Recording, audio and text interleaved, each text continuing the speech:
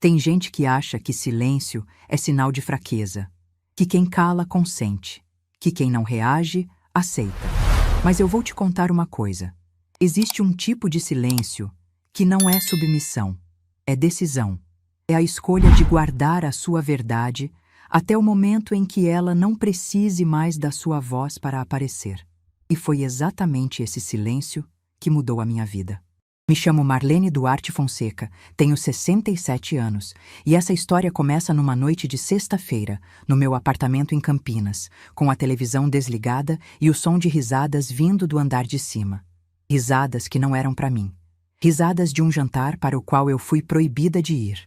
Eu estava sentada no meu sofá, com um prato de sopa na mesinha de canto, ouvindo o barulho de taças, de cadeiras sendo arrastadas, de vozes educadas e gargalhadas ensaiadas.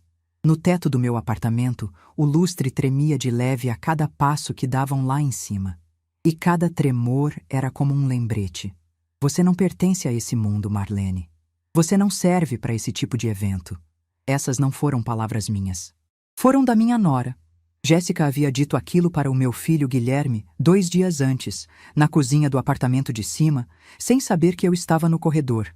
Eu tinha subido para deixar um pote de canjica que havia feito, porque Pedro, meu neto mais velho, tinha pedido. Subi de chinelo, como subia sempre, com o pote ainda quente enrolado num pano de prato. E antes de bater na porta, ouvi a voz dela, nítida como se estivesse falando diretamente comigo. Pelo amor de Deus, Gui! Imagina sua mãe no meio desses investidores. Ela vai querer servir cafezinho de chinelo, vai falar alto, vai contar história de quando trabalhava em empresa de caixote. Sua mãe não tem postura para esse tipo de evento. Assim, eu fiquei parada ali, com o pote de canjica nas mãos, sentindo o calor do vidro contra meus dedos. E esperei. Esperei o que meu filho diria. Esperei a voz dele me defendendo, explicando quem eu era, dizendo que a mãe dele merecia estar em qualquer mesa do mundo. Esperei por um segundo que pareceu durar uma vida inteira. E o que ele disse foi: "Tá, eu falo com ela." Voltei para o meu apartamento sem fazer barulho. Desci as escadas devagar, segurando o corrimão com uma mão e o pote de canjica com a outra. Entrei, tranquei a porta e coloquei a canjica na geladeira. Depois, sentei na cadeira da cozinha, aquela cadeira de madeira que era da minha mãe, e fiquei olhando para as minhas mãos.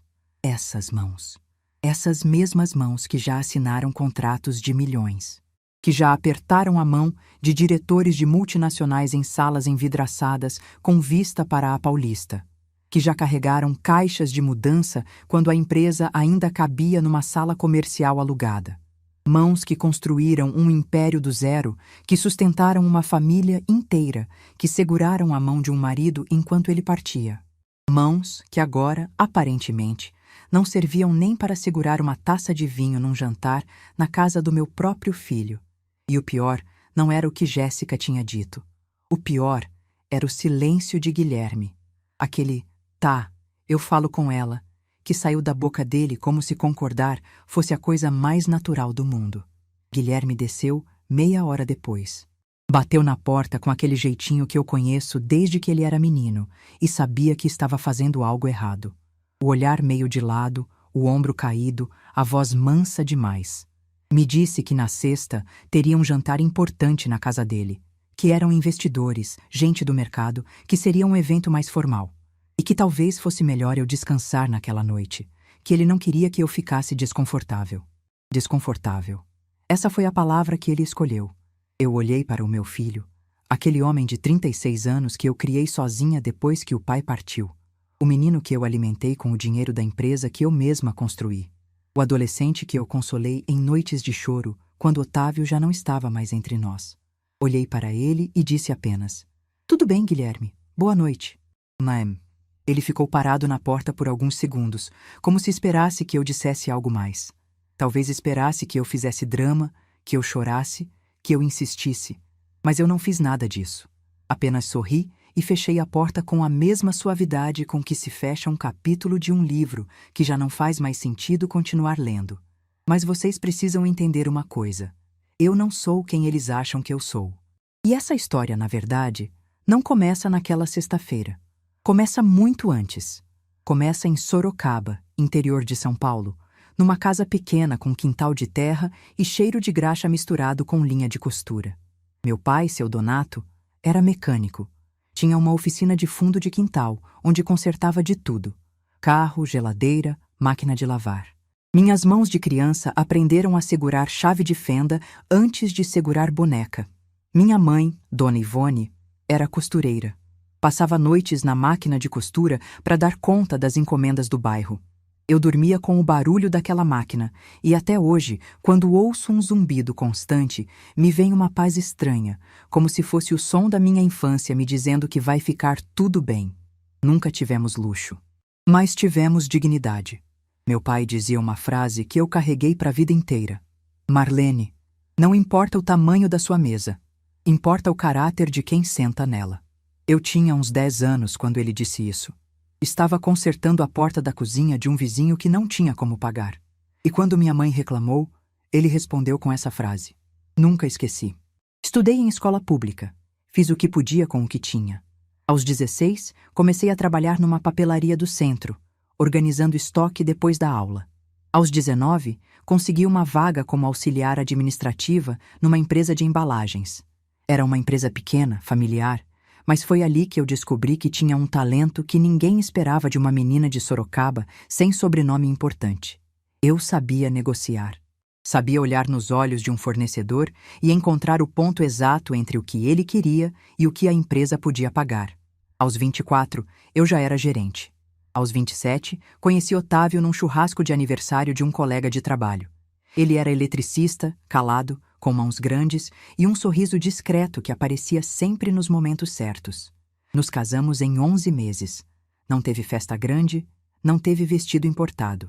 Teve uma cerimônia simples, um almoço no quintal da minha sogra e a certeza de que estávamos construindo algo sólido. 1 ano depois, Guilherme nasceu. E com ele, nasceu também o sonho mais ambicioso da minha vida. Eu tinha 29 anos quando sentei num café do centro de Campinas com um homem chamado Renato Monteiro. Ele era dono de um pequeno depósito de materiais e tinha uma ideia: montar uma empresa de logística que atendesse o interior paulista. Ele tinha o conhecimento técnico. Eu tinha a habilidade comercial. Assinamos uma sociedade num guardanapo de papel, naquela tarde, e rimos da nossa ousadia. 2 ninguéms querendo competir com gigantes. Mas nós competimos. E ganhamos. Começamos numa sala comercial alugada, com um telefone fixo, uma escrivaninha que mancava de um lado e uma lista de possíveis clientes que eu mesma montei, ligando de empresa em empresa. Nos primeiros 6 meses, eu fazia tudo. Atendia telefone, montava orçamento, buscava carga, negociava prazo. Renato cuidava da operação, dos motoristas, das rotas. Guilherme tinha 2 anos e ficava com minha sogra enquanto eu trabalhava 12 horas por dia. Em 5 anos, tínhamos um galpão. Em 10, tínhamos 80 funcionários. A Fonseca em Monteiro Logística se tornou referência no interior de São Paulo. Eu era a mulher que fechava contratos que ninguém mais conseguia. Viajei o Brasil inteiro.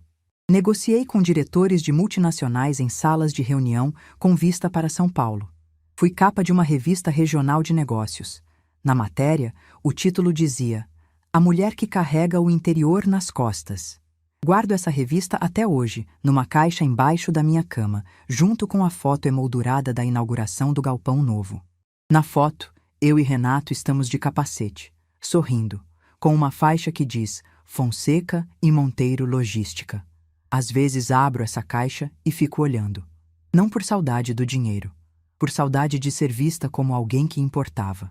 Quando Guilherme tinha 14 anos, tudo mudou. Otávio começou a sentir dores que não passavam, um cansaço que não tinha explicação. Depois de semanas insistindo para ele ir ao médico, veio o diagnóstico. Uma condição delicada, séria, que nos tirou o chão de uma vez só. Foram 4 anos difíceis. 4 anos dividida entre a empresa, o hospital e um filho adolescente que via o pai definhar sem entender por quê. Otávio partiu numa manhã de terça-feira, quando Guilherme tinha 18 anos. Eu estava segurando a mão dele. Não houve despedida dramática. Não houve discurso final. Ele apenas apertou meus dedos, olhou para mim com aqueles olhos cansados e partiu em silêncio. Como viveu? Discreto até no fim.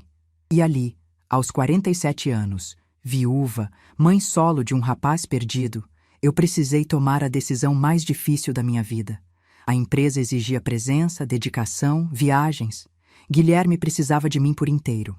Não dava para ser as duas coisas ao mesmo tempo. E entre o império que construí e o filho que criei, escolhi o filho. Sempre o filho.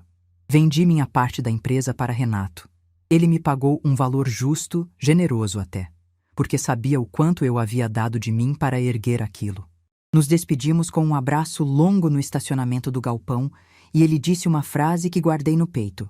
Marlene, essa empresa só existe porque você existiu primeiro. Com o dinheiro, comprei 2 apartamentos em Campinas, fiz investimentos seguros, criei uma reserva que nos garantiria tranquilidade por décadas. Nunca contei para ninguém o valor exato. Nem para Guilherme, não por segredo, por princípio. Meu pai me ensinou que dinheiro se mostra no caráter, não na conta bancária. E assim, fui me tornando invisível. Não de um dia para o outro, aos poucos. Como uma fotografia que vai desbotando com o sol. O mundo lá fora esqueceu a empresária Marlene Fonseca. E dentro da minha própria casa, fui me tornando apenas a mãe do Guilherme. Depois, a sogra da Jéssica. E, por fim, a velha do andar de baixo. Mas naquela noite de sexta-feira, sentada no meu sofá com um prato de sopa, ouvindo as risadas do jantar para o qual eu fui proibida de ir, eu não sabia ainda de uma coisa que mudaria tudo. Eu tinha lavado a louça, escovado os dentes, colocado minha camisola e me preparado para mais uma noite como tantas outras. Sozinha, em silêncio, com o peso de ser considerada irrelevante na vida das pessoas que eu mais amava. Antes de me deitar, fui até a cômoda do quarto e abri a segunda gaveta. Lá dentro, embaixo de algumas blusas dobradas, estava a caixa. A caixa onde eu guardo as coisas que me lembram de quem eu fui. A revista com minha foto na capa, alguns recortes de jornal. E a foto emoldurada da inauguração do galpão. Eu e Renato de capacete, sorrindo como 2 pessoas que tinham acabado de provar que o impossível era só uma questão de teimosia. Passei o dedo pelo vidro da moldura, tirei um pouco de poeira e fiquei olhando para aquela mulher da foto. Ela parecia tão segura, tão inteira. Onde foi que ela se perdeu? Coloquei a foto de volta, fechei a gaveta e fui me deitar. E foi ali, com a cabeça no travesseiro e o som abafado das conversas do andar de cima, que uma pergunta me atravessou como um raio. Será que meu filho sabe quem eu sou? Lá em cima, sentado naquela mesa entre os investidores que minha nora tanto queria impressionar, estava um homem que ela nunca tinha visto antes. Um senhor elegante, de cabelo grisalho e sorriso firme. O tipo de pessoa que não precisa falar alto para que todos prestem atenção. Seu nome era Renato Monteiro, meu antigo sócio, o homem com quem eu construí tudo. E em algum momento daquela noite, ele ia perguntar por mim. E o que aconteceu depois disso? Bom, isso mudou não só o jantar, mudou a minha vida inteira. E a deles também. Mas essa parte eu conto a seguir. Vocês precisam entender como eu cheguei até aquele sofá, naquela noite, ouvindo risadas que não eram para mim. Porque ninguém acorda um dia e se descobre invisível. A invisibilidade é construída aos poucos, tijolo por tijolo, por pessoas que sorriem enquanto apagam você. Quando Guilherme me apresentou Jéssica pela primeira vez, num almoço de domingo na minha cozinha, eu fiz frango com quiabo e arroz de forno. Era o prato favorito do meu filho desde criança e eu queria que aquele almoço fosse especial. Coloquei a mesa com cuidado, usei a toalha bordada que minha mãe me deu quando casei e até cortei flores do jardim do prédio para enfeitar. Quando eles chegaram, Jéssica olhou para a mesa e sorriu.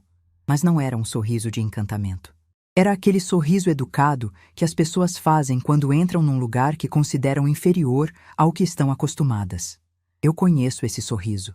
Já recebi ele de muita gente ao longo da vida. A diferença é que antes eu não me importava. Dessa vez, me importei, porque aquela mulher ia se tornar parte da minha família. O almoço correu bem na superfície. Jéssica elogiou a comida com frases curtas, comeu pouco e passou boa parte do tempo falando sobre a loja de decoração onde trabalhava, sobre as viagens que a família dela fazia todo fim de ano para Campos do Jordão, sobre o apartamento novo que os pais tinham comprado na Vila Mariana. Cada frase parecia uma plaquinha de "Nós somos diferentes de vocês". E Guilherme, ao lado dela, concordava com tudo como se estivesse hipnotizado.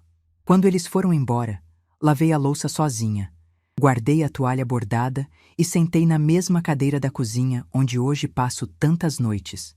Não estava triste. Estava com um pressentimento.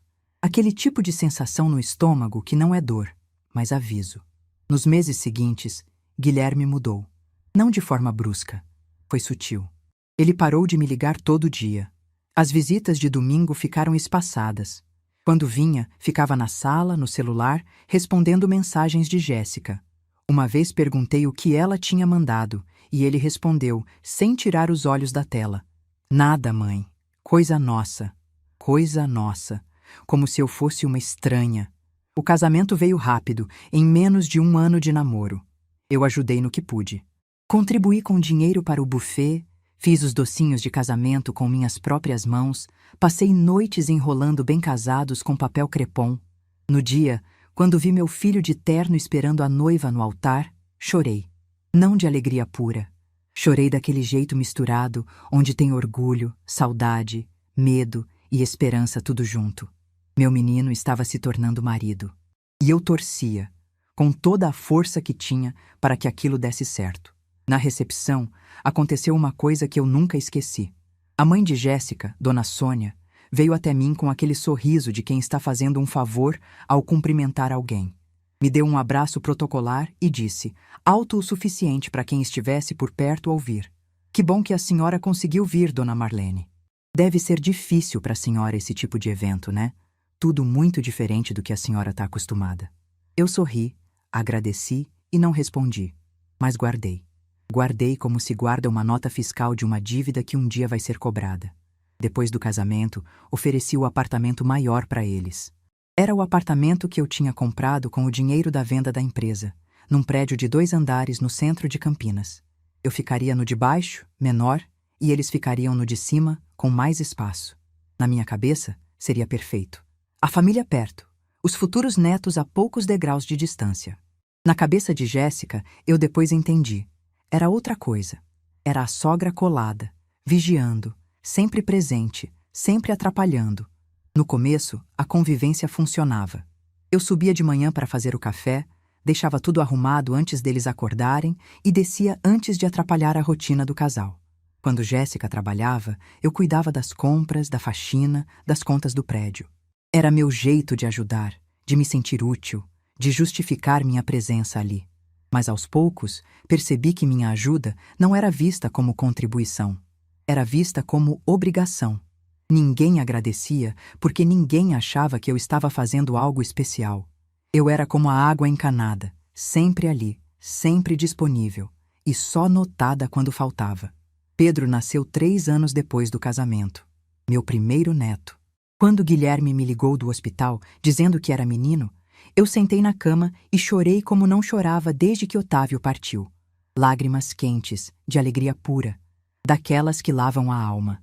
Fui ao hospital correndo, com uma sacolinha de roupinhas que eu mesma tinha comprado. E quando segurei Pedro pela primeira vez, senti que todos os sacrifícios tinham valido a pena. Mas a felicidade durou pouco. Logo nos primeiros dias, Jéssica começou a estabelecer regras que me afastavam do meu neto. Eu não podia pegá-lo sem lavar as mãos 2 vezes. Não podia dar banho nele porque pessoas mais velhas não têm firmeza suficiente. Não podia ninar ele do meu jeito porque especialistas recomendam outro método. Cada tentativa minha de me aproximar esbarrava numa parede de desculpas técnicas que, no fundo, diziam uma coisa só. Você não serve para cuidar do meu filho. Engoli. Engoli como engoli tantas coisas na vida. Disse para mim mesma que era coisa de mãe de primeira viagem, que Jéssica estava insegura, que com o tempo ela ia relaxar e me deixar ser avó. Mas o tempo passou e as regras só aumentaram. Quando Pedro começou a comer sólidos, eu não podia preparar a papinha. Quando começou a andar, eu não podia ficar sozinha com ele. Quando ficou doente pela primeira vez, com febre alta numa madrugada de quarta-feira, eu subi correndo para ajudar e encontrei a porta trancada. Bati, E quando Jéssica abriu, com Pedro chorando no colo, olhou para mim como se eu fosse uma vizinha inconveniente e disse: "Tá tudo sob controle, Dona Marlene. Pode voltar a dormir." Dona Marlene. Não mãe, não sogra, não vó do Pedro. Dona Marlene. Como se fala com a síndica do prédio. Fui me ajustando, fui ocupando menos espaço, fazendo menos barulho, dando menos opinião. Aprendi a perguntar antes de fazer qualquer coisa relacionada ao meu neto. Aprendi a esperar autorização para brincar com ele, para levá-lo ao parquinho, para comprar um brinquedo. Eu, que durante décadas tomei decisões que movimentavam milhões, agora precisava de permissão para dar um biscoito para o meu neto. 2 anos depois, veio a Beatriz, minha neta caçula. Com ela, eu já sabia as regras. Não tentei me aproximar demais, não ofereci ajuda que não fosse pedida, não opinei sobre nada. Fiquei no meu canto, disponível quando precisassem, invisível quando não precisassem. Era mais fácil assim. Doía menos. Mas a dor não desaparece só porque a gente para de olhar para ela. Ela fica ali, quieta, acumulando, esperando o momento de transbordar. O momento mais difícil veio num almoço de Páscoa, na casa dos pais de Jéssica, em São Paulo. Eu não queria ir, mas Guilherme insistiu, dizendo que seria importante para a família estar junta. Fui de ônibus, porque não quis incomodar pedindo carona. Cheguei na casa dos pais de Jéssica, um apartamento grande na Vila Mariana com varanda e sala de jantar enorme, e me sentei no sofá esperando alguém vir conversar comigo. Quando os outros convidados foram chegando, Jéssica fez as apresentações. Apresentou a irmã, o cunhado, os amigos do casal. E quando chegou em mim, parou, me olhou e disse com aquele sorriso que eu já conhecia tão bem: "E essa é a mãe do Gui, Dona Marlene. Ela é bem simples, coitada, mas é uma boa pessoa. Coitada." Aquela palavra entrou em mim como um prego. Não pela maldade, que era evidente, mas pelo que veio depois, nada. Guilherme estava ali. Ouviu. E não disse uma palavra. Não disse: "Minha mãe não é coitada." Não disse: "Minha mãe construiu uma empresa do zero." Não disse nada. Apenas sorriu, como se aquela apresentação estivesse perfeitamente adequada. Passei o almoço inteiro em silêncio. Comi sem sentir gosto.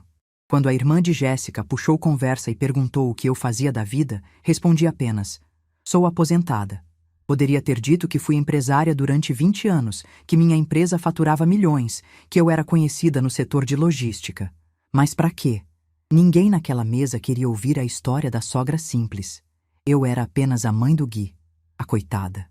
No ônibus de volta para Campinas, encostei a cabeça no vidro e fiquei olhando a estrada. E pensei em Otávio. Pensei no que ele diria se visse aquilo. Otávio, que era homem de poucas palavras, mas que nunca deixou ninguém me diminuir. Uma vez, logo que casamos, um vizinho fez um comentário sobre eu ser mandona demais para mulher. Otávio olhou para ele e disse: "Ela não é mandona, ela é competente. Você que não está acostumado."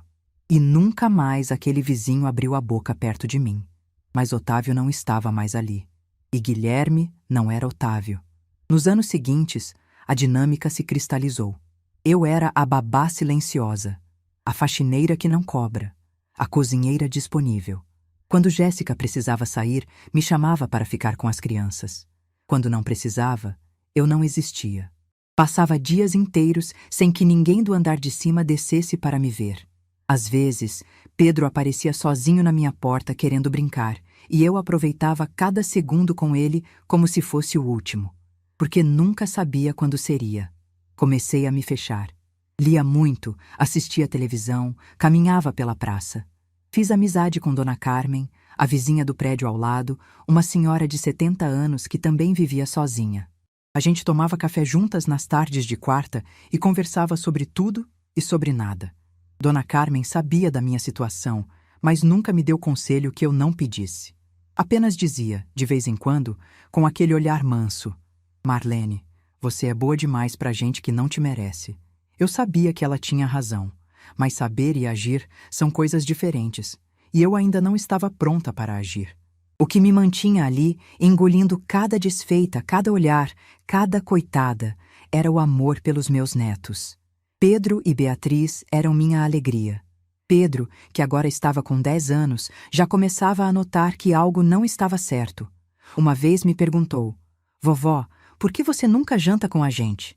Eu disse que preferia comer mais cedo, que pessoas da minha idade tinham horários diferentes. Ele aceitou, mas ficou me olhando com aquele jeitinho de quem não acreditou. E Beatriz, com seus 7 anos, era meu sol. Pequena, esperta, com os olhos grandes do pai e um sorriso que iluminava qualquer cômodo. Ela gostava de descer para o meu apartamento e me ajudar a regar as plantas da varanda.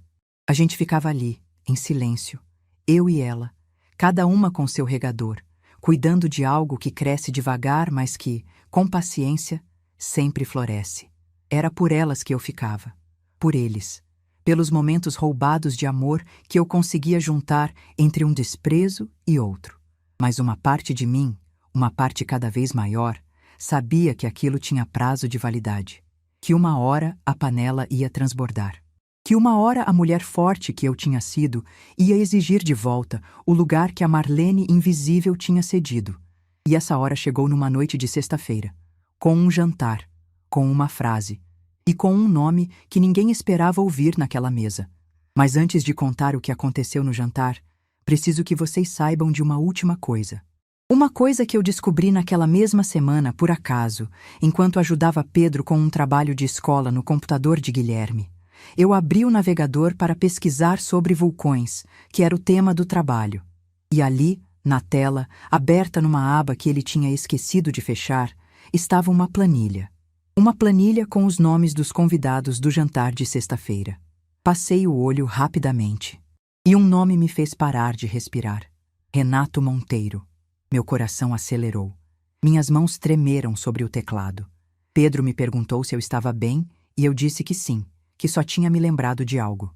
Fechei a aba, ajudei meu neto com o trabalho e desci para o meu apartamento em silêncio. Sentei na cama. Abri a gaveta. Peguei a foto emoldurada. E fiquei olhando para o rosto de Renato, sorrindo ao meu lado, naquele dia em que inauguramos o galpão. O homem que sabia exatamente quem eu era. O homem que nunca, em nenhum momento da vida, me chamou de coitada. E naquele instante, algo que eu não conseguia explicar tomou conta de mim. Não era raiva. Não era ansiedade. Era uma calma estranha, quase assustadora. Como a calma que vem antes de algo inevitável. Eu não sabia o que ia acontecer naquele jantar, mas pela primeira vez em muitos anos senti que a verdade estava a caminho e que ela não precisaria da minha voz para chegar. Tudo o que vou contar agora eu não vi com meus próprios olhos. Eu estava no andar de baixo, de camisola, com um prato de sopa e o som abafado de risadas atravessando o teto. Mas cada detalhe do que aconteceu naquela mesa eu soube depois. Soube por Guilherme, que me contou aos pedaços, com a voz trêmula. Soube por Dona Carmen, que ficou sabendo pela vizinha do terceiro andar que tinha amizade com a decoradora que Jéssica contratou. E soube semanas depois pelo próprio Renato, que me contou tudo com uma precisão que só quem viveu uma cena assim consegue ter. Vou contar do jeito que montei na minha cabeça, juntando cada versão como quem monta um quebra-cabeça. E acreditem, quando a última peça se encaixou, eu entendi que aquela noite não foi apenas um jantar. Foi o começo do fim de uma mentira que durava anos. Jéssica tinha preparado tudo com semanas de antecedência. Contratou uma decoradora, uma chefe particular, mandou fazer arranjos de flores que combinavam com as cortinas novas. A mesa estava posta com louça que eu nunca tinha visto. Taças de cristal, guardanapos de linho dobrados em formato de leque. Ela queria que aquele apartamento parecesse uma casa de revista.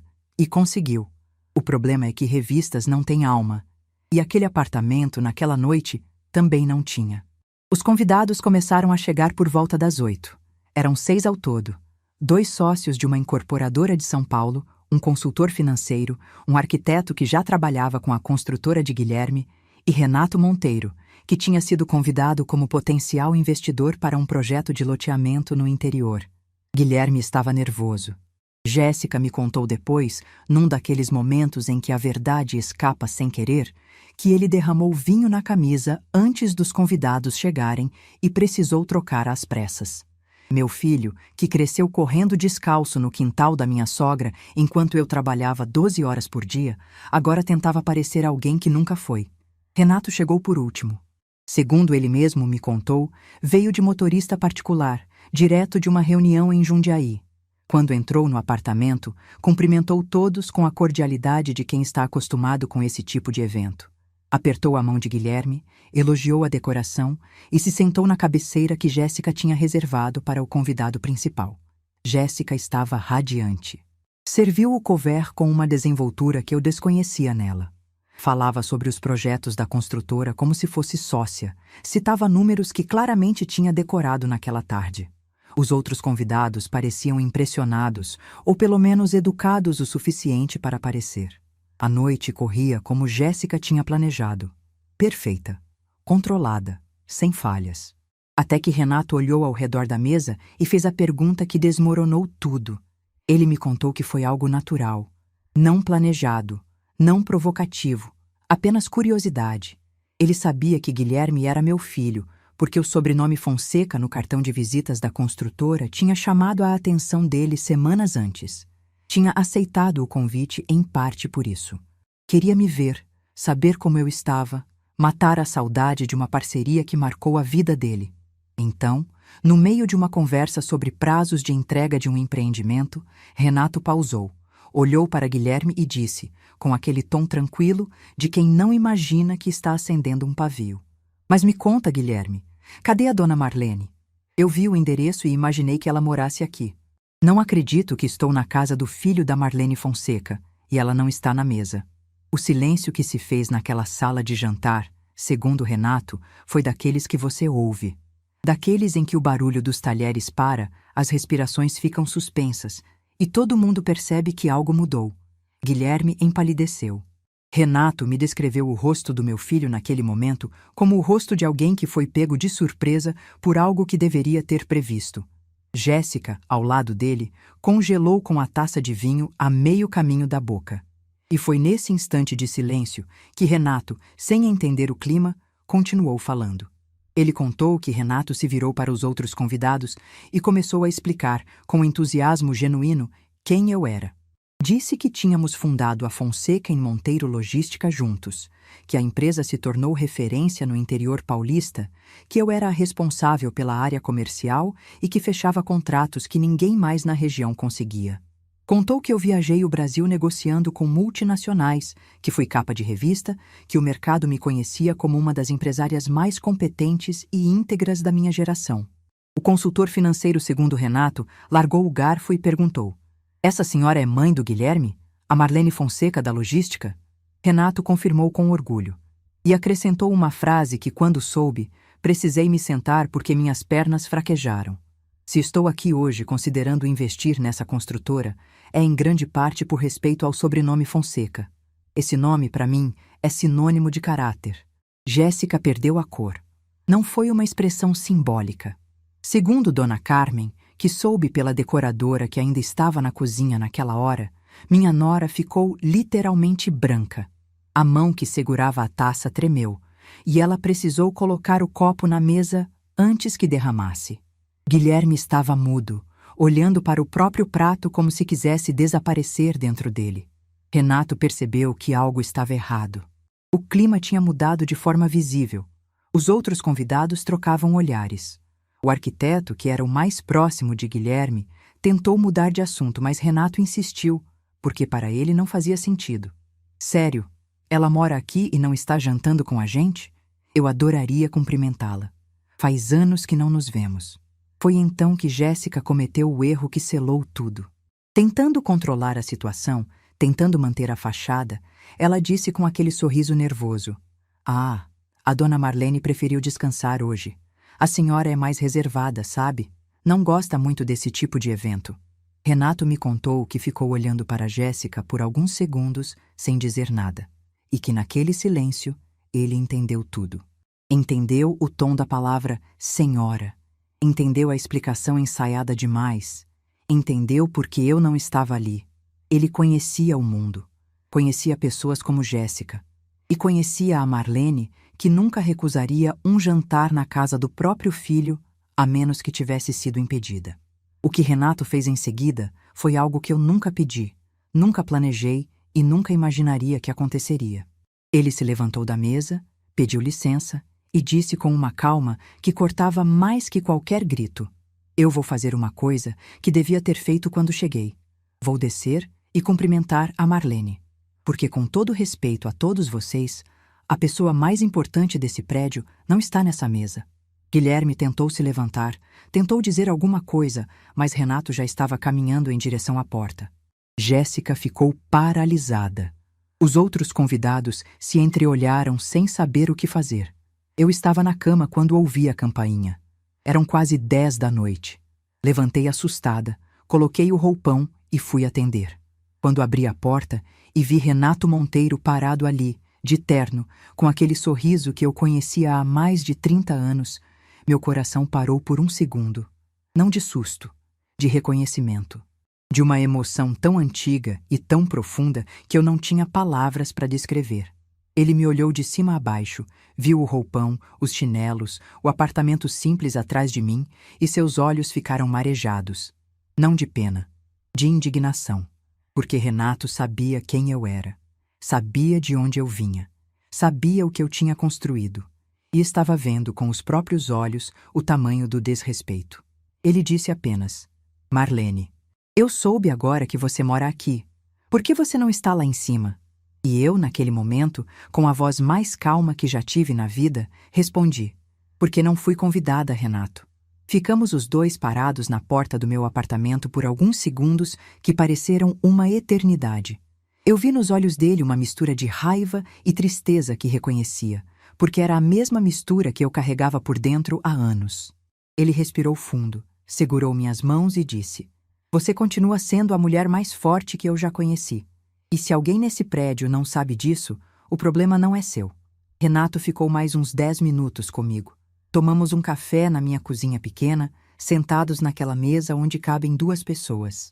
Ele me contou que a empresa estava prosperando, que tinha aberto filiais em 3 estados, que sempre falava de mim nas reuniões de diretoria como exemplo de competência e ética. Disse que guardava com carinho a foto da inauguração do galpão, a mesma que eu guardava na minha gaveta. Quando se levantou para ir embora, eu perguntei se ele ia voltar ao jantar. Ele me olhou com uma seriedade que eu conhecia das nossas reuniões de negócios mais tensas e disse: "Não, Marlene, eu não fecho negócio com gente que não respeita a própria família. Vou embora." E foi. Saiu do meu apartamento, subiu as escadas, entrou no apartamento de cima apenas para pegar seu casaco e se despedir dos outros convidados. Segundo o que Guilherme me contou depois, Renato apertou a mão de cada um. Agradeceu a hospitalidade e disse, olhando diretamente para Jéssica: "Obrigado pela noite. Mas vocês têm um tesouro morando no andar de baixo e não sabem. Quando aprenderem a enxergar, talvez a gente volte a conversar sobre negócios." E saiu, levando com ele o contrato que Guilherme precisava. O investimento que salvaria a construtora. O futuro financeiro que minha nora tinha planejado com tanto cuidado naquela mesa decorada com flores que combinavam com as cortinas. No andar de cima, o jantar acabou em silêncio. Os outros convidados se despediram rapidamente. O consultor financeiro, antes de sair, disse para Guilherme uma frase que meu filho me repetiu depois com a voz quebrada: "Meu amigo, eu não sei o que aconteceu aqui, mas quando o Renato Monteiro sai de uma mesa por causa de uma pessoa, essa pessoa vale mais que qualquer contrato." Jéssica ficou recolhendo os pratos sem dizer uma palavra. As taças de cristal, os guardanapos de linho, os arranjos de flores, tudo aquilo que ela tinha preparado com tanta dedicação estava ali, intacto, mas completamente vazio de significado. A noite perfeita dela tinha desmoronado. E o motivo não foi um escândalo, não foi uma briga, não foi um grito. Foi a verdade. Apenas a verdade, dita com calma, por alguém que me conhecia de verdade. Guilherme desceu até meu apartamento quase meia-noite. Eu já tinha lavado a xícara de café do Renato e estava sentada na varanda, olhando as luzes da cidade. Quando abri a porta, ele estava com os olhos inchados. Não de choro recente, de choro contido, daquele que fica preso na garganta e dói mais que se saísse. Ele entrou, sentou na cadeira da cozinha e ficou em silêncio por um tempo longo. Eu não disse nada. Coloquei água para esquentar, preparei café, coloquei uma xícara na frente dele. Os mesmos gestos de sempre. Os gestos da mãe que ele achava que não tinha postura. Quando finalmente falou, a voz saiu embargada. Mãe, por que você nunca me contou? Por que eu nunca soube quem você era de verdade? E ali, naquela cozinha pequena, com o barulho da cidade lá fora e o silêncio imenso entre nós dois, eu respondi a coisa mais honesta que já disse para o meu filho. Porque eu achei que você sabia, Guilherme. Achei que um filho não precisava que a mãe mostrasse currículo para ser respeitada. Ele abaixou a cabeça e ficou ali, curvado sobre a mesa da minha cozinha, em silêncio, por um tempo que não sei medir. Eu não consolei, não passei a mão na cabeça dele, não disse que estava tudo bem, porque não estava. Nada estava bem havia muito tempo, e eu não ia fingir mais. Antes de ir embora, já na porta, ele se virou e tentou dizer algo. Abriu a boca, mas a voz não saiu. Apenas me olhou com aqueles olhos que eu conheço desde que ele era bebê, os mesmos olhos do pai, e saiu sem conseguir terminar a frase. Fechei a porta, voltei para a varanda, e pela primeira vez naquela noite, chorei. Não de tristeza, não de alívio. Chorei porque a mulher que eu tinha sido finalmente tinha sido vista. Não pela minha voz, não pelo meu esforço, mas pela voz de alguém que nunca precisou que eu provasse nada. E enquanto as lágrimas desciam, quentes e silenciosas, eu já sabia que nada seria como antes. Não porque o jantar tinha dado errado, mas porque a verdade, quando finalmente aparece, não tem volta. E a minha verdade, naquela noite, tinha aparecido com a força de 30 anos de trabalho, sacrifício e silêncio. O que eu fiz nas semanas seguintes, as decisões que tomei, os limites que finalmente estabeleci, bom, isso eu vou contar para vocês. E acreditem, o jantar foi apenas o começo. Nos 3 dias que se seguiram ao jantar, ninguém desceu até meu apartamento. Nem Guilherme, nem Jéssica, nem as crianças. O prédio ficou em silêncio, como se todos estivessem segurando a respiração, esperando que alguém desse o primeiro passo. Mas dessa vez, esse passo não seria meu. Eu passava as manhãs na varanda, tomando café e olhando a cidade acordar. Tinha algo diferente naqueles dias. O café tinha mais sabor. O sol da manhã parecia mais quente. Os barulhos da rua, que antes me pareciam ruído, agora soavam como vida acontecendo. Era como se uma camada grossa de névoa tivesse se dissipado e eu estivesse enxergando o mundo com olhos novos. Não era alegria, era clareza. Aquele tipo de clareza que só chega depois que a verdade aparece e você não tem mais como fingir que não viu.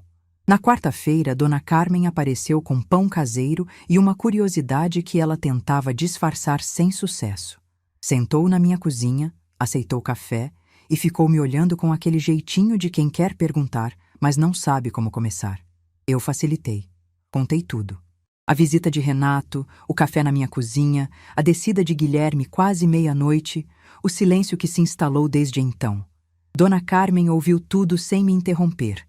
Quando terminei, ela colocou a xícara na mesa, me olhou firme e disse: Marlene, você sabe que esse silêncio deles não é arrependimento, né? É cálculo. Eles estão decidindo qual é a melhor estratégia para te trazer de volta para o lugar de antes. Eu sabia que ela tinha razão. Conhecia meu filho, conhecia minha nora, e sabia que, passado o choque inicial, eles tentariam recompor a fachada como se nada tivesse acontecido. Mas algo tinha mudado dentro de mim. Naquela noite do jantar, quando Renato segurou minhas mãos na porta do meu apartamento e disse que eu continuava sendo a mulher mais forte que ele conhecia, alguma coisa se reconectou. Como um fio que estava solto há anos e finalmente encontrou a tomada certa. Eu me lembrei de quem eu era. E quando você se lembra de quem é, não tem como voltar a fingir que é outra pessoa. Na quinta-feira de manhã, tomei a primeira decisão. Liguei para um escritório de advocacia que Dona Carmen tinha me indicado meses atrás, quando eu ainda achava que nunca precisaria. Marquei uma consulta para aquela mesma tarde com a doutora Fernanda Campos, uma advogada especialista em direito imobiliário e questões patrimoniais. Eu precisava entender exatamente qual era a minha situação legal em relação aos 2 apartamentos. Cheguei ao escritório às 2 da tarde. Era um lugar discreto, organizado, no quinto andar de um prédio comercial perto da rodoviária. Doutora. Fernanda me recebeu com respeito, me ofereceu água e me ouviu com atenção. Contei minha história de forma resumida. Os 2 apartamentos comprados com o dinheiro da venda da minha empresa, o maior cedido para meu filho e a nora, e o menor onde eu morava. Expliquei que ambos estavam no meu nome, que eu nunca tinha transferido a propriedade para ninguém. Foi então que doquei Tará. Fernanda me pediu os documentos de registro dos imóveis. Eu tinha tudo organizado numa pasta, porque meu pai me ensinou que papel importante se guarda como se guarda ouro. Ela analisou com cuidado, comparou registros e, depois de uns 20 minutos, levantou os olhos com uma expressão que me fez gelar. Dona Marlene, ela disse devagar, como quem escolhe cada palavra. A senhora sabia que o apartamento de cima está sendo usado como garantia de um empréstimo bancário? Meu estômago afundou. Pedi para ela repetir. Ela mostrou o documento na tela do computador. Um empréstimo de valor alto, feito no nome da construtora de Guilherme, usando o apartamento de cima como aval. E embaixo, na linha de autorização do proprietário, estava uma assinatura. Uma assinatura que se parecia com a minha, mas que eu nunca tinha feito. Fiquei olhando para aquela tela por um tempo que não sei medir. Minhas mãos estavam frias, minha boca seca. Não era raiva o que eu sentia, era algo pior. Era a confirmação de algo que eu tentava não enxergar há anos.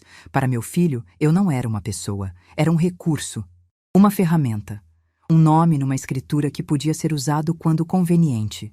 Doutora Fernanda me explicou que aquilo era irregular, que sem minha autorização expressa, reconhecida em cartório, o imóvel não poderia ter sido dado como garantia. Perguntou se eu queria tomar providências legais. Respondi que sim, mas que queria fazer tudo de forma correta, documentada e sem escândalo. Não estava ali por vingança. Estava ali para proteger o que era meu, porque ficou claro que mais ninguém faria isso. Saí do escritório com 3 encaminhamentos, uma notificação ao banco informando que a garantia era inválida, um pedido de cancelamento do aval e uma avaliação atualizada dos 2 imóveis para eu ter clareza do meu patrimônio. Doutora, Fernanda disse que o processo era simples e que, sendo eu a única proprietária registrada, meus direitos eram indiscutíveis. Voltei para casa e sentei na varanda. O sol estava se pondo e a cidade ganhava aquele tom alaranjado que sempre me acalmou. Fiquei pensando em Guilherme menino, sentado no chão da sala, montando um carrinho de madeira que o pai tinha feito. Um menino bom, doce, que dizia que quando crescesse ia cuidar de mim. Em que momento aquele menino se tornou o homem que falsificou a assinatura da própria mãe? Não chorei. Já tinha passado da fase do choro. Estava na fase das decisões. No sábado, Guilherme finalmente apareceu. Desceu de manhã, bateu na porta com aquele jeito hesitante que eu já conhecia tão bem. Mas dessa vez eu não senti pena. Não senti vontade de facilitar, de abrir um sorriso e fingir que estava tudo bem. Abri a porta, disse bom dia e o deixei entrar. Ele sentou na cadeira da cozinha, aceitou café e começou com rodeios. Falou sobre as crianças, sobre o trabalho, sobre o tempo. Eu escutava em silêncio, tomando meu café, esperando. Até que ele chegou onde eu sabia que chegaria. Mãe, sobre a noite do jantar. Eu queria te pedir desculpas. A Jéssica também quer. A gente errou e sabe disso. Eu coloquei a xícara na mesa, olhei para ele e fiz uma pergunta que ele não esperava. Guilherme, você usou meu apartamento como garantia de um empréstimo da construtora? O rosto dele mudou na hora. A cor sumiu. Os olhos que antes tentavam parecer arrependidos, agora estavam em pânico. Ele abriu a boca, fechou, abriu de novo. E o silêncio dele foi a confissão mais alta que eu já ouvi. Mãe, eu posso explicar. Pode, eu disse. Mas antes me responde. Você falsificou minha assinatura? Ele baixou a cabeça. E naquele gesto, naquela cabeça curvada sobre a mesa da minha cozinha, eu vi a verdade completa. Não era só o jantar. Não era só o desprezo de Jéssica. Era todo um sistema montado para me usar sem que eu percebesse. Eu era a dona do apartamento onde eles moravam de graça. Eu era o nome na escritura que dava lastro aos empréstimos deles. Eu era a avó que cuidava das crianças sem custo. Eu era tudo o que sustentava a vida deles. E, ao mesmo tempo, Era a pessoa que não tinha postura para sentar numa mesa de jantar. Guilherme tentou se justificar.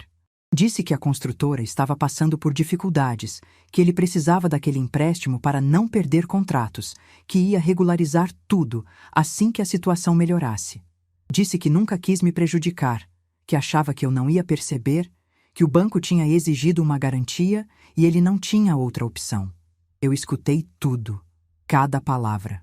E quando ele terminou, eu disse com a mesma voz calma com que fechava contratos de milhões quando era empresária: Guilherme, eu já falei com uma advogada, a garantia vai ser cancelada e eu vou colocar o apartamento de cima à venda.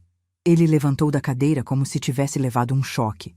Mãe, você não pode fazer isso, é onde a gente mora.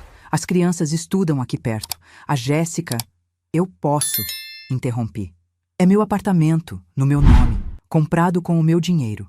O mesmo dinheiro que veio da empresa que eu construí. Aquela empresa que a Jéssica chama de empresa de caixote. Eu posso, Guilherme, e vou.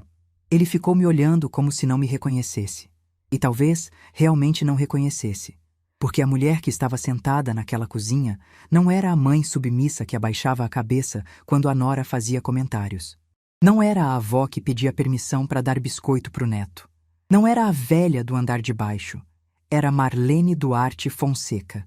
A mesma mulher que negociou com multinacionais, que fez uma empresa crescer do nada, que sustentou uma família inteira sem pedir aplausos. Mãe, por favor, vamos conversar. Vamos resolver isso em família. Em família? Eu repeti a palavra devagar, sentindo o peso dela. Guilherme, família é quem te respeita, é quem te inclui, é quem te defende quando alguém diz que você não tem postura. Você teve todas as chances do mundo de me tratar como família e escolheu não fazer, todas as vezes. Ele saiu do meu apartamento em silêncio. Não bateu a porta. Não gritou. Subiu as escadas devagar. E eu ouvi seus passos ficando cada vez mais distantes. E com cada passo, eu sentia um peso saindo dos meus ombros. Não era satisfação, não era vitória, era alívio. O alívio de quem finalmente parou de carregar uma carga que nunca deveria ter sido sua. 2 horas depois, Jéssica desceu, sozinha. Pela primeira vez em todos os anos que nos conhecíamos, ela bateu na minha porta sem as crianças, sem Guilherme, sem escudo nenhum. Quando abri, ela estava com os olhos inchados e uma expressão que eu nunca tinha visto no rosto dela. Medo. Entrou, sentou e começou a falar rápido, como quem tem medo de ser interrompida. Disse que entendia minha posição, que reconhecia que havia errado comigo, que queria propor um acordo. Disse que eu podia voltar a participar dos jantares, dos eventos, de tudo. Que ela ia mudar o jeito de me tratar.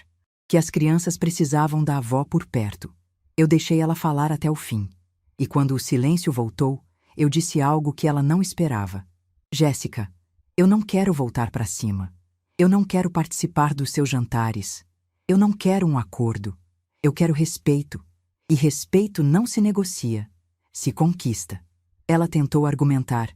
Disse que eu estava sendo radical, que famílias passam por crises e se recuperam. Mas eu permaneci firme. Disse que a venda do apartamento ia acontecer, que eles teriam um prazo justo para se organizar e que eu não ia prejudicar meus netos em nada, que as crianças sempre teriam minha porta aberta, que eu continuaria sendo avó. Mas nos meus termos, na minha casa, do meu jeito. Antes de sair, Jéssica parou na porta e se virou. E disse uma coisa que, vinda dela, me surpreendeu. A senhora é muito diferente do que eu pensava, dona Marlene. Eu olhei para ela e respondi. Eu sempre fui assim, Jéssica. Você é que nunca perguntou. Ela saiu. E eu fechei a porta do meu apartamento sabendo que aquele era o primeiro dia do resto da minha vida. Não porque tudo estava resolvido. Estava longe disso. Mas porque, pela primeira vez em quase uma década, eu tinha agido de acordo com quem eu era. Não com quem eles queriam que eu fosse. Naquela noite, liguei para Renato.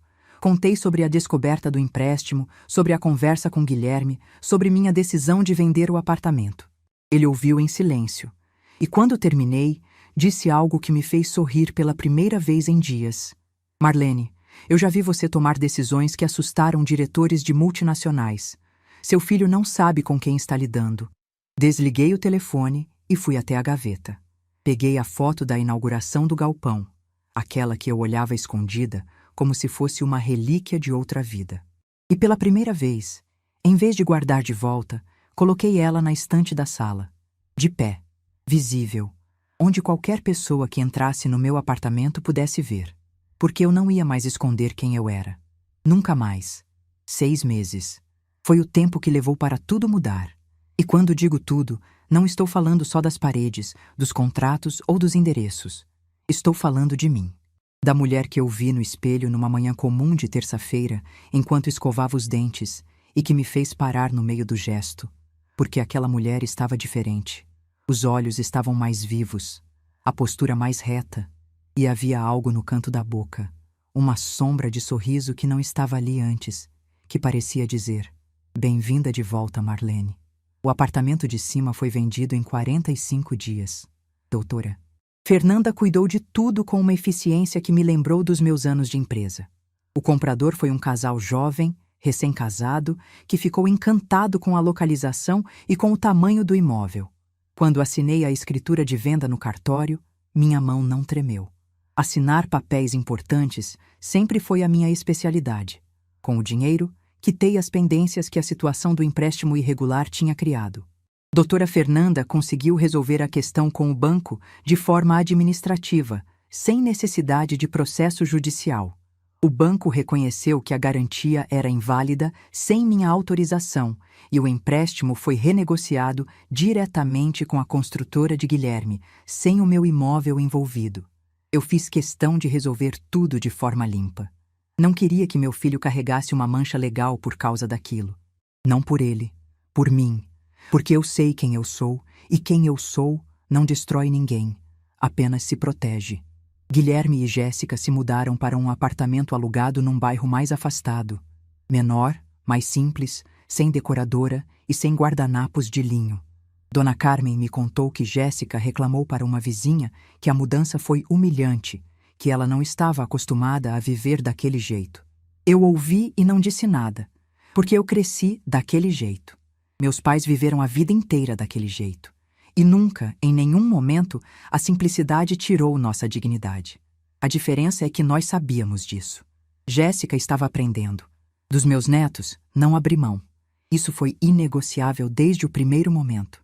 Disse para Guilherme que Pedro e Beatriz seriam sempre bem-vindos no meu apartamento, a qualquer hora, qualquer dia, e que ele poderia trazê-los nos fins de semana, nas férias, quando quisesse. Ele aceitou sem discutir. Acho que depois de tudo, ele sabia que era o mínimo. As primeiras visitas foram estranhas. Pedro chegava calado, olhando ao redor como se estivesse num lugar desconhecido, mesmo já tendo estado ali tantas vezes.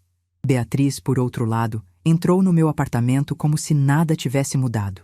Foi direto para a varanda, pegou o regador e começou a molhar as plantas. Aquela menina sempre entendeu, sem ninguém explicar, que o amor de verdade não precisa de cenário bonito, precisa de presença. Na terceira visita, Pedro fez algo que me surpreendeu. Ele estava sentado no sofá comigo, assistindo televisão, quando de repente desligou o aparelho e me olhou com aquela seriedade que crianças de 10 anos às vezes têm. Uma seriedade que envergonha a maioria dos adultos. E disse: "Vovó, o papai me contou que você tinha uma empresa grande. É verdade?" Eu olhei para ele e disse que sim. Que há muitos anos, eu e um amigo tínhamos construído uma empresa de logística que ficou conhecida no estado inteiro. Ele me perguntou por que eu nunca tinha contado. E eu respondi com honestidade, porque eu achava que o que importava era ser sua avó, não ser empresária. Ele ficou em silêncio por um momento. Depois disse, com uma naturalidade que me pegou desprevenida: "Dá para ser as duas coisas, vovó." Aquela frase, saída da boca de um menino de 10 anos, tinha mais sabedoria do que tudo que eu ouvi de adultos nos últimos 20 anos. Comecei a contar para ele, aos poucos, histórias da empresa. Das viagens, dos contratos, das madrugadas, montando planilhas no chão da sala comercial. Pedro ouvia com os olhos arregalados, como se eu estivesse contando uma aventura. E, de certa forma, era. Uma aventura que eu tinha vivido, e que por algum motivo tinha guardado numa caixa como se fosse algo do qual me envergonhar. Beatriz também se encantou. Ela queria saber se eu mandava em todo mundo na empresa, se eu usava terno, se eu gritava com as pessoas. Eu ria e dizia que não, que nunca precisei gritar. Que as pessoas mais fortes que eu conheci na vida eram as que falavam mais baixo. Ela me olhava com aqueles olhos enormes e eu via ali, naquele rosto pequeno, uma mulher futura que talvez nunca precisasse se esconder do jeito que eu me escondi. 2 meses depois da venda do apartamento, Renato me convidou para um almoço. Nos encontramos num restaurante no centro de Campinas, daqueles com toalha branca e garçom de gravata. Quando cheguei, ele já estava lá, de pé, e me recebeu com aquele abraço firme que eu conhecia dos tempos de sociedade. Almoçamos sem pressa, conversamos sobre a empresa, sobre os anos que passaram, sobre as voltas que a vida dá. E no meio da conversa, ele fez uma proposta que me pegou completamente de surpresa. Renato estava montando um programa de mentoria para mulheres empreendedoras no interior de São Paulo. A ideia era conectar empresárias experientes com mulheres que estavam começando seus negócios para orientar, apoiar e compartilhar conhecimento. E ele queria que eu fosse a mentora principal do programa. Fiquei em silêncio por um bom tempo. Ele me olhou com paciência, porque sabia que eu precisava processar. E quando finalmente falei, minha voz saiu embargada.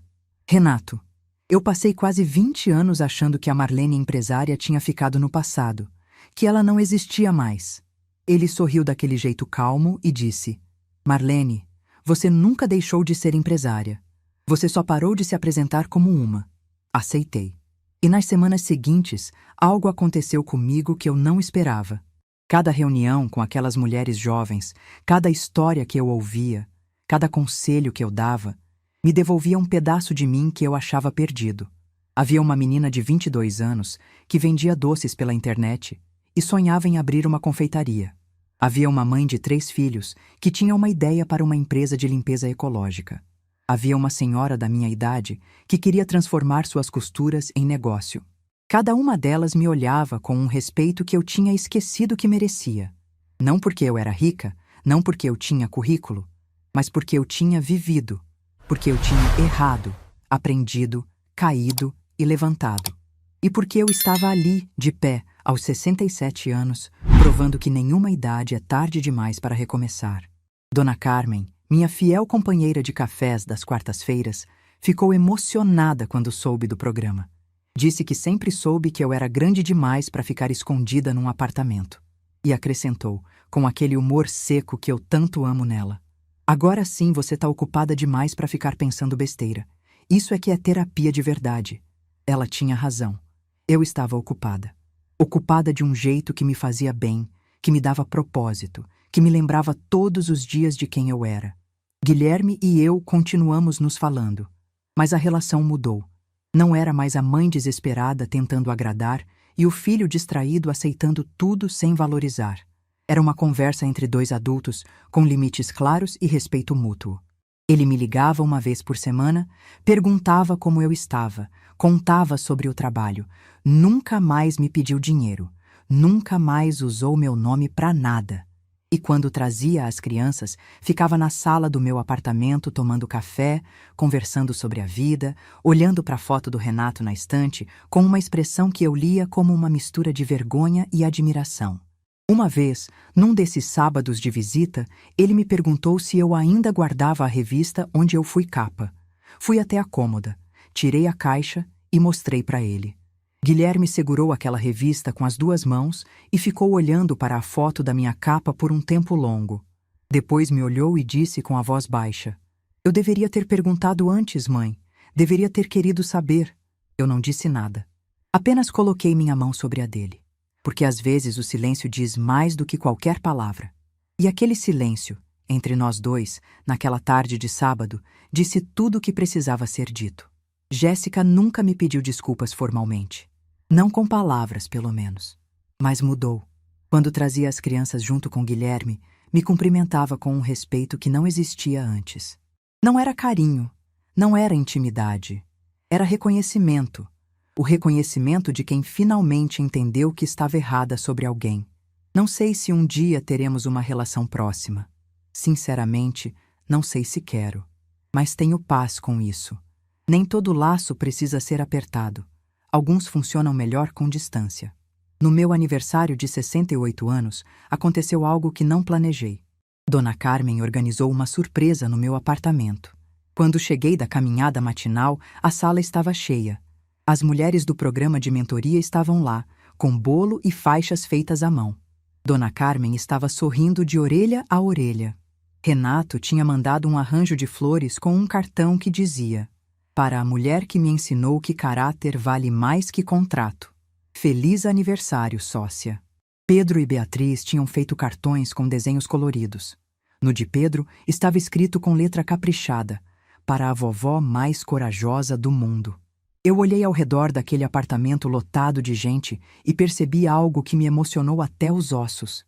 Todas aquelas pessoas estavam ali porque queriam. Não por obrigação, não por interesse, não por conveniência. Estavam ali porque me conheciam. Não a mãe do Guilherme. Não a sogra da Jéssica. Não a velha do andar de baixo. Estavam ali pela Marlene. Pela mulher inteira, com todas as suas camadas, suas cicatrizes e sua força. Naquela noite, depois que todos foram embora e o apartamento voltou ao silêncio, sentei na varanda com uma xícara de chá e olhei para as luzes da cidade. Campinas se acendia aos poucos, como faz toda noite, e eu pensei em todas as versões de mim que já existiram. A menina de Sorocaba que segurava a chave de fenda, a moça que sabia negociar, a empresária que foi capa de revista, a esposa que segurou a mão do marido enquanto ele partia, a mãe que escolheu o filho em vez do império, a avó que se tornou invisível, e agora essa mulher.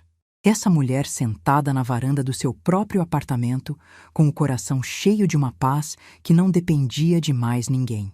Sabe o que eu aprendi em 68 anos de vida? Que a gente não precisa gritar para ser ouvida. Não precisa provar nada para ter valor. E não precisa da permissão de ninguém para existir. O que eu precisava, o tempo inteiro, era da minha própria permissão. Permissão para ser quem eu sempre fui, sem me esconder, sem me diminuir, sem me encaixar no papel que os outros escolheram para mim. Meu silêncio, naquela noite do jantar, não foi fraqueza. Foi a última vez que eu me calei por medo de incomodar.